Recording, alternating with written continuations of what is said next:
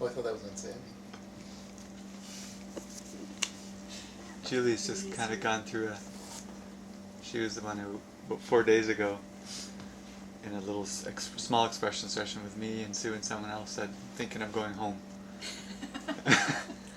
So it's just too intense. Why would I want to go on the rest of this tour? I'm like, well, let's hear all of that. Let's hear all the thoughts.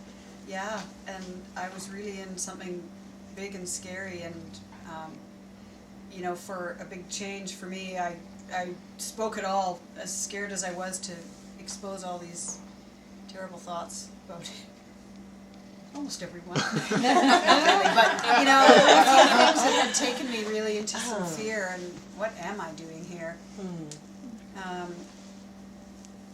And I sort of came through that. There were other things that were up, and then today I thought, oh gosh, I'm back with this thought of am I going on the tour from here. I always thought from the beginning I was going to go all the way to Quebec, and then today again the question was there about I wonder if maybe I'm going back to Vancouver Island. And really over the course of the day,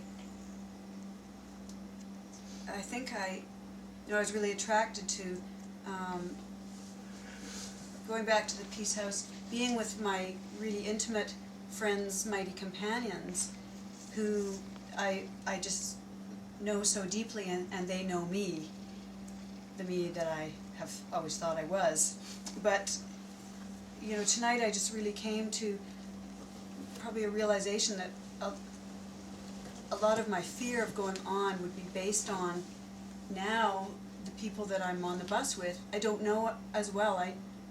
I don't know intimately the way I've known Sandy and Sue, and I think there's a lot of unconscious fear there about here I'll be without the same familiar reflections coming back at me, and that I might be in a zone of who am I really, and having that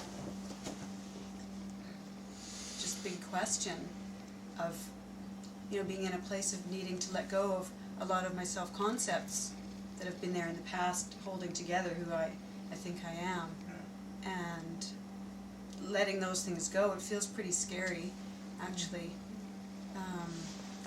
but I think that is probably the underlying fear of going on, and there's a little bit more in that, but I think that's the underlying thing. But I've these 10 days I've had, it's really so far been a huge healing journey for me, and I also realized late this afternoon, I haven't even had time to tell you yet, Armelle, that a few days ago I really felt a lot of fear or something with Armelle's deep emotional feelings. Whether it's the peaks or the valleys, somehow or other was a bit scary to me, and I really think that she reflects my own deep feelings so profoundly, maybe more than anyone I've ever known, that's kind of scary. And but I also have a lot of joy in that, and I feel such a desire to follow. I feel Armelle's a really pretty profound model for me to go forward with courage. And I cry a lot, so it's just going to come. But the other parts of this healing journey for me have been, there's been a lot, but maybe the one that's been up the most for me this week has been partly triggered with seeing Jason with his father, and it really took me to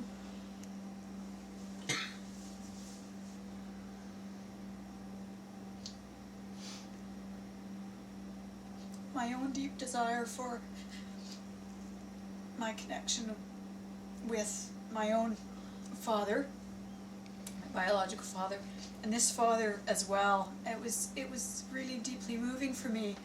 And the next morning, I just had a short prayer about what I really wanted to have move through me in anticipation of seeing my father this week. And I just, yesterday and today, had such beautiful hours of holy encounter with him and with my mom that I've never had before, especially with my father. And it was really just an answer to my prayer. I've had a lifetime of really real ease in my relationship with my mom, and so that was no big surprise, although I felt that she really was hearing me, having so many questions about, you know, what are you doing? Moving into community and all of these changes in the last year. And really wondering what in tarnation is Julie doing. And so I felt that yesterday and today she really heard me differently than she's heard me before, and that I was able to speak it in a different way. But also today with my father,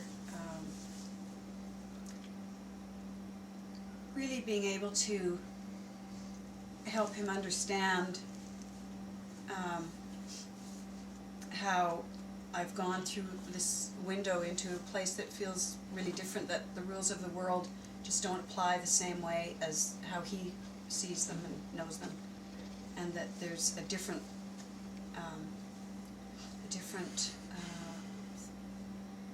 way that I'm following. And I really felt that answer to my prayer, to be able to speak to him and have him really be there and listening to me. Felt like a really a beautiful connection. So that was a real answer to my heart's desire, and yeah, very healing for me.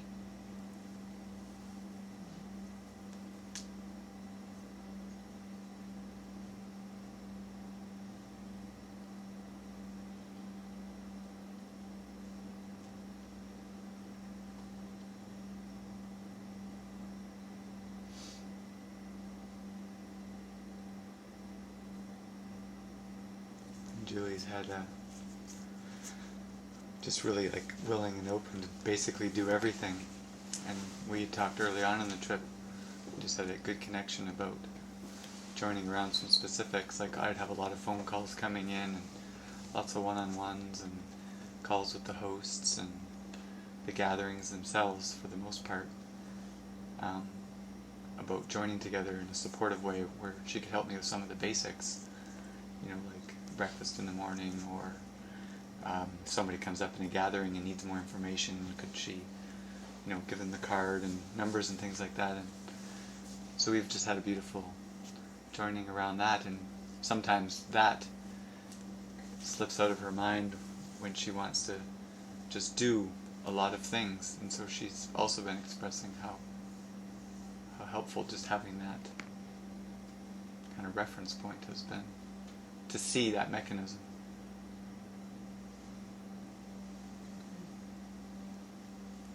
You know, the doer that just takes over without really being in prayer to just get things handled.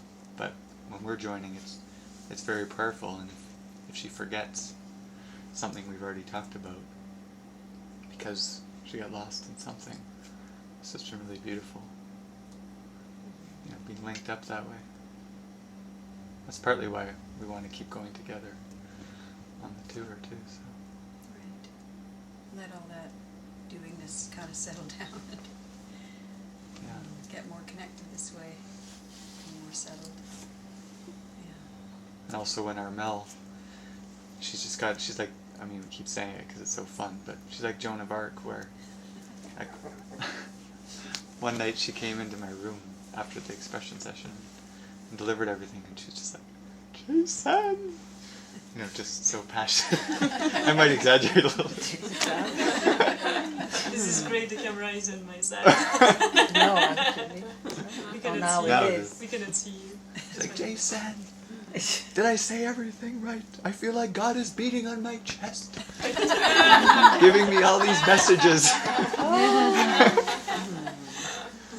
I like Joan of Arc. That's Joan of Arc. I've got clips. Joan of Arc. I'm like, keep speaking. Just keep saying it all. But then if an intense motion comes up, and she's the tour coordinator, we just discussed today that she needs permission to be able to step back, and not the whole bus just pull over and wait. You know, we can we can keep moving. So that's where Julie is feeling a call to step in and, you know, hear where we're resting, hear what time we're leaving. When we make lunch, do we buy lunch? She's also the treasurer.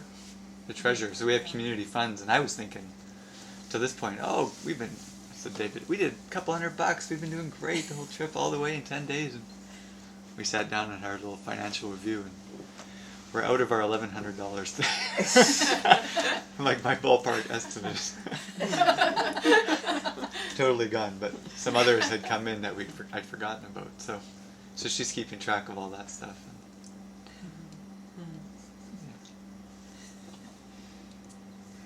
The fridge is full on the bus. Yeah. Yeah, it's fun. We got everything we need. We got a full tank of gas and a full fridge. And our mighty companions. We're good to go. Yeah. We're sharing our funds for the 5 weeks, you know, for coffees or campgrounds, or whatever. So it's a fun endeavor.